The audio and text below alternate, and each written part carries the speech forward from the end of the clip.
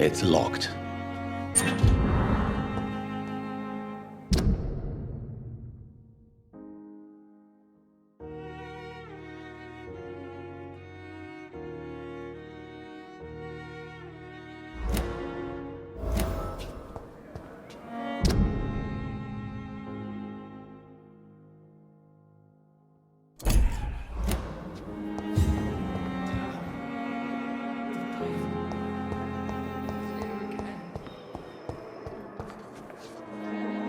Good evening, Nurse Hawkins. Good evening, Dr. Reed.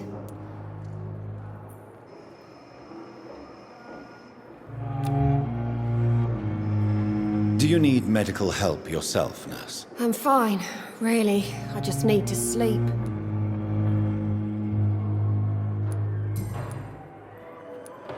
Pepper, are you sure you want to leave this hospital? To become a nurse was a little girl's dream. But in the end, I don't feel that useful. I want more. I want to make things change.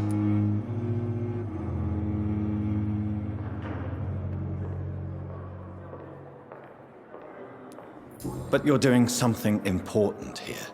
For all the patients who need your help. We save lives, sure. Each time we send a cured patient home, it's a relief beyond words. But since the epidemic, I feel so powerless.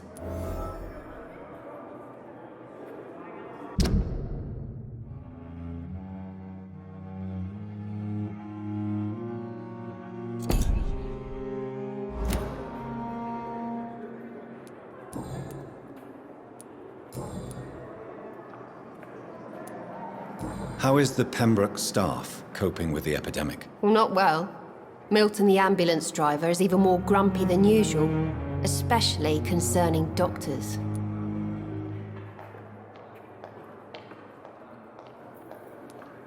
Why is Milton grumpy on a daily basis? Is it just an act? Milton's not the kind of man who's bothered about a bad reputation, whether he deserved it or not.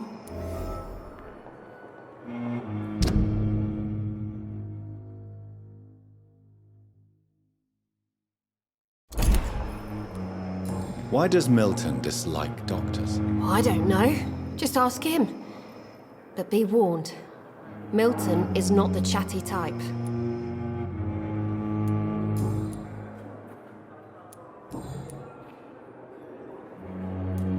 Goodbye, Nurse Hawkins.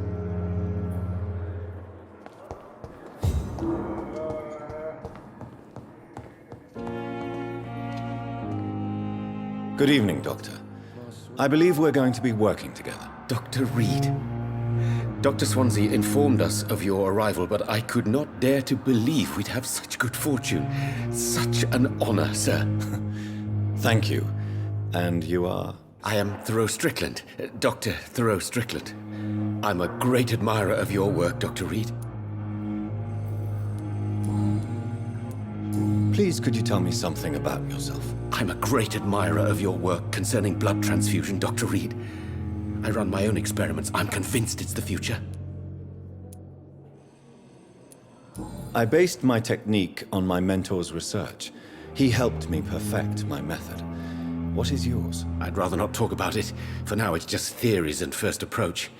My process is purely experimental and unsuccessful. As long as you're cautious and methodical, you may remain empty-handed, but you won't fail. You're not the first one to warn me, but I am convinced knowledge is the main weapon against the ravages of this epidemic.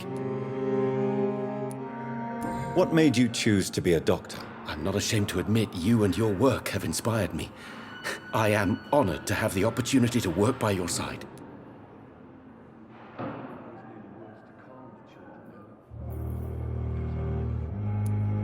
It's always a pleasure to share scientific and medical knowledge with someone eager to learn. I'll be glad to help you if I can.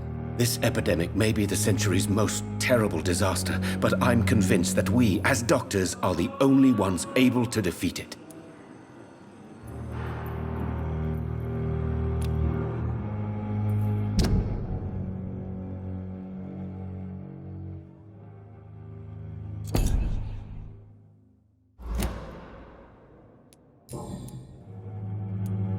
What can you tell me about the Pembroke? Well, it has always been an honor to work with Dr. Swansea.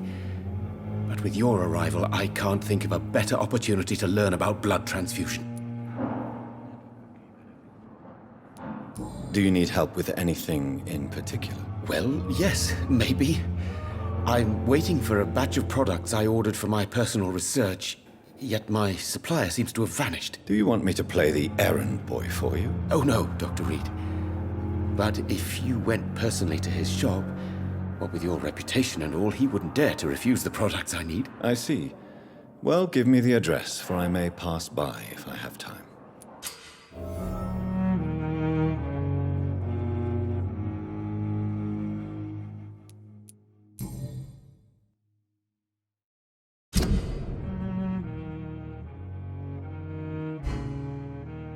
You seem quite optimistic. It's a rare and precious attitude in these difficult times. I'm convinced that this epidemic is a test of endurance and dedication for us men of science. Questions remain about our capacity to resolve the situation. True. Last summer, during the first wave of the epidemic, I used to joke with Milton about the extra work. We're not smiling now.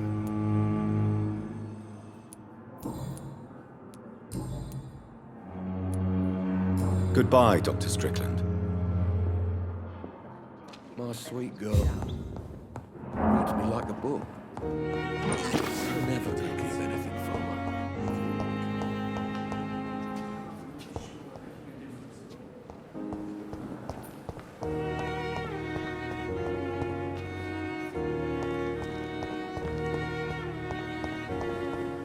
Few words to calm the children, Ellen. As for me,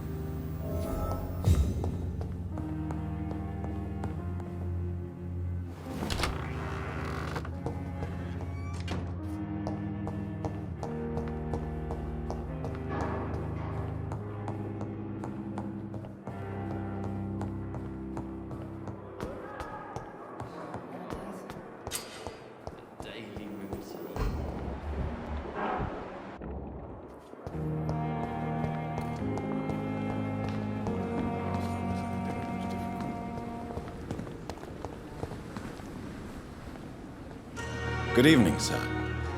I'm Dr. Jonathan Reed. I'm new here. I've already heard about you, Dr. Reed. I'm Milton Hooks, the ambulance driver for this shithole of a hospital. That's quite a blunt introduction, Mr. Hooks. You can call me Milton. I like to speak my mind, Dr. Reed. Perk of the job. Don't judge me, and I won't judge you. I'm not sure I understand what you're talking about. Well, I'm no doctor, but I'm pretty sure a gun can't be used as a surgical instrument. You have a keen eye. I learned to shoot during the war, and have carried one ever since. Old habits die hard. No need to explain, Dr. Reed. And if you ever need a better gun, remember, I may have something for you.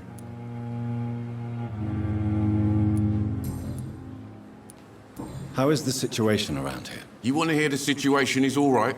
It's fucking awful. We lack everything, and it's getting worse every day. Are you really smuggling weapons through the hospital? And why not? I've already been attacked by patients, you know. And by gang members willing to steal my money. But you're not defending yourself. You're selling guns to civilians. You keep people alive your own way, Doctor. I offer them another way to protect their health. Why do you have such a mediocre reputation among your colleagues, Milton? Fuck them. Nobody knows the horrors I've seen since working here. This city was sick long before the epidemic, Dr. Reed. I know it's a difficult task, but correct me if I'm wrong. Is this not the job you are paid to do? I've seen babies left to die while their brothers were properly fed. Underage girls and boys sold to all manner of perverts. I'm sorry, I don't know what to say. Yeah, exactly. We lack words. So excuse me if I don't look on the bright side of life.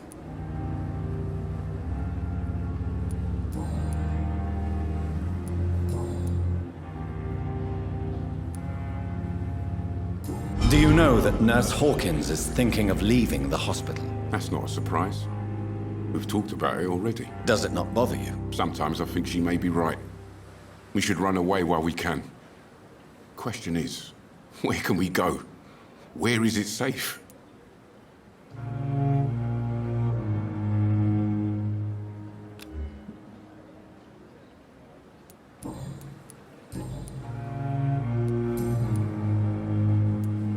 Goodbye, Milton.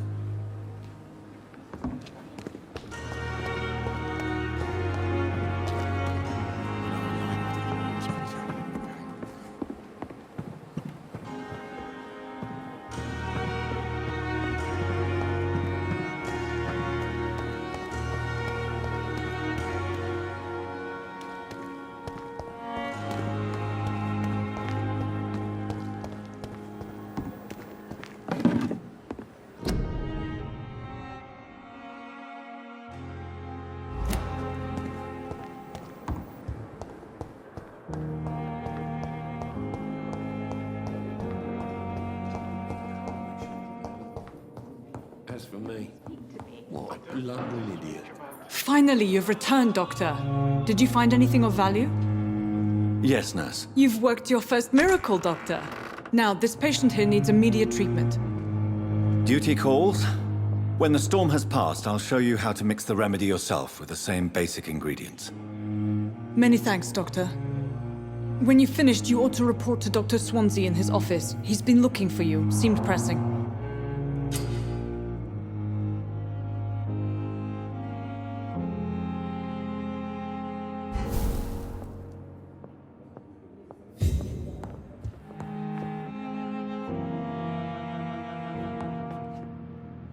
Good evening. I'm Dr. Reed. Can I help at all? No, Really? Why are you here then? I don't want to talk. My throat hurts too much. I suppose that this pain is the reason you're here. Is someone taking care of you? Yes. And no. Could you at least tell me your name, sir? Mortimer.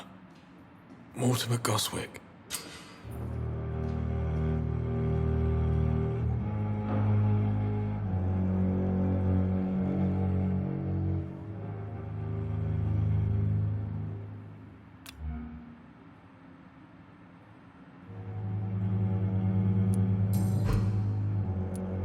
How painful is your throat, Mr. Goswick? So painful I'd rather not talk at all, Doctor.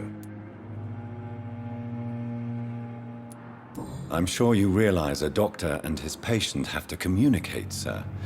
Would it help if I gave you some paper and a pen? Not really. I see. Then maybe it's not just your throat that hurts, Mr. Goswick. Perhaps your sore throat is just the consequence of something more hurtful. Yes, maybe. But I don't want to talk or even write about it now.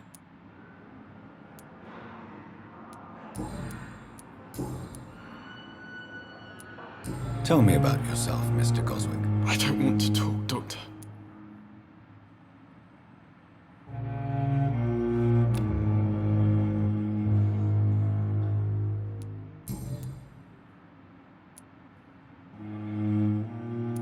I have to go now, sir. But don't hesitate to contact me if you need any help.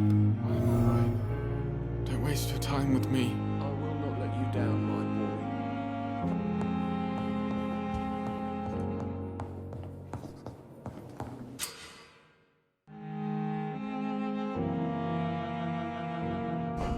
With you at our side, Dr. Reed, I know that Pembroke will prevail and survive this epidemic.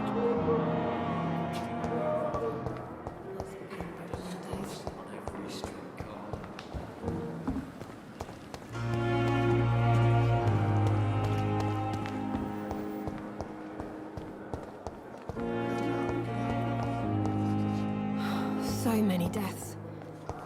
And what of my own life?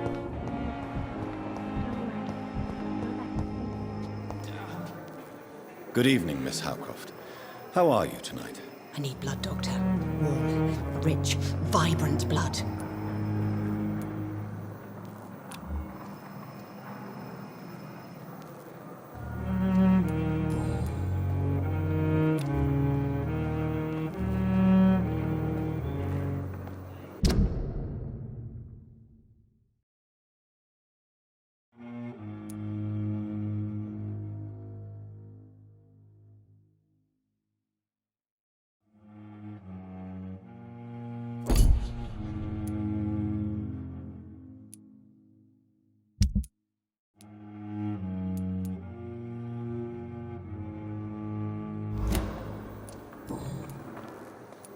I'll leave you, Mistress of the Dark, to your nocturnal activities.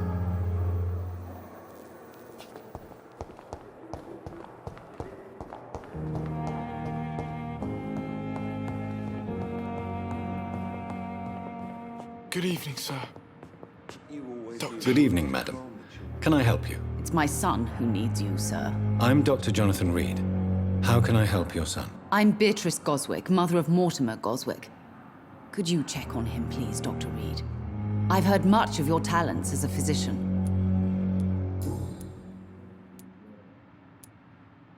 What do you think of your reception here? Any complaints? I have had the uttermost reservations about this hospital since we arrived. But we had no other choice, considering the state of emergency. Is there something in particular that's bothering you? Some of the staff were not especially welcoming. I suspect they're not accustomed to dealing with patients of such social standing. Tell me more about your arrival at the Pembroke Hospital. What gave you such a bad first impression? The ambulance driver was quite rude, for a start. And that nurse, Miss Hawkins, seems to have quite a dubious attitude. What do you mean? She managed to secure a bed for my son despite the epidemic. It was a relief, but it wasn't cheap.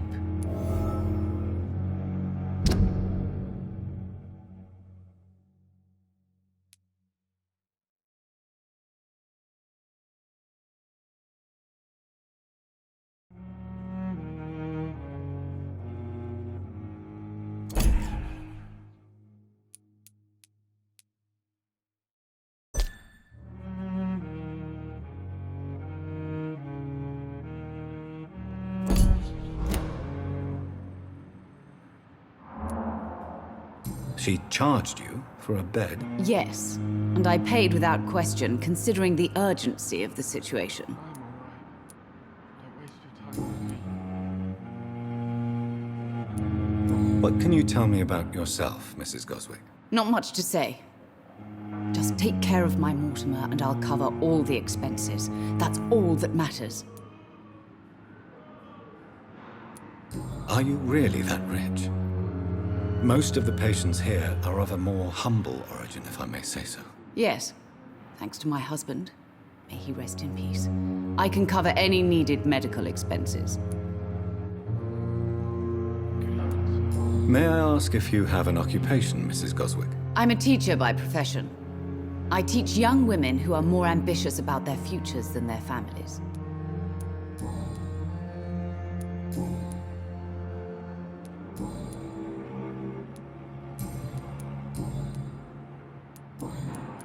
Goodbye, Mrs. Goswick. This hospital seems to be falling apart. But in the circumstances, I'm willing to give you the benefit of the doubt. My sweet girl. Reads me like a book. Good evening, Mr. Goswick. How are you? I'm okay.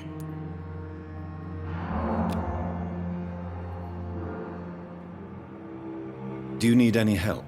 I'm afraid I may, sir. I don't mean to be a burden. are not a burden, sir. Healing you is my responsibility. And you have my gratitude for that.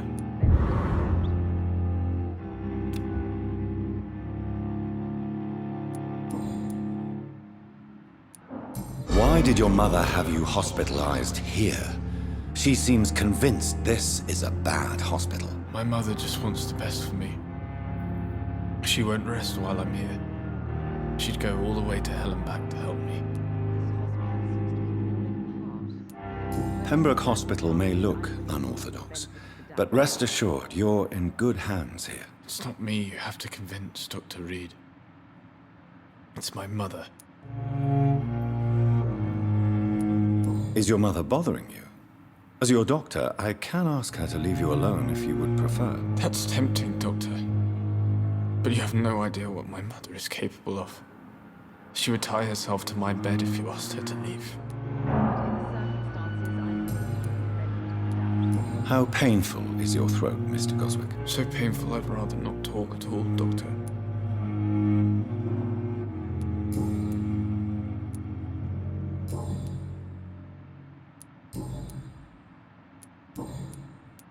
I have to go now, sir. But don't hesitate to contact me if you need any help. Good evening, sir.